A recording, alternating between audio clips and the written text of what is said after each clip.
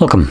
In front of me is a REALME GT Neo 3T, and today I will show you how you can insert SIM and SD card into this phone.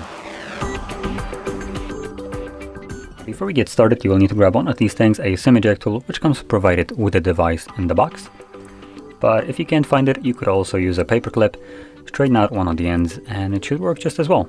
Now, once you have one of them, you want to take off a case if you have one on your device, and access the tray, which is located at the bottom of the phone, right over here.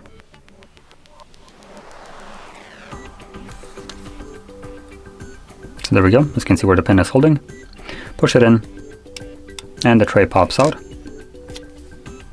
And it looks like we only have access to a SIM tray, so no SD card, unfortunately. Anyway, I'm just gonna pop it in here. You can occupy both of the trays, so top and bottom.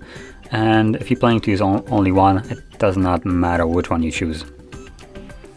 From there, once you insert it into your device, the card should start working right away. There we go, it's asking me for a pin. And that's it. After a second it should connect. But even if it didn't, obviously it already did detect the card because it asked me for a pin for it. So anyway, if you found this video helpful, don't forget to hit like, subscribe, and thanks for watching.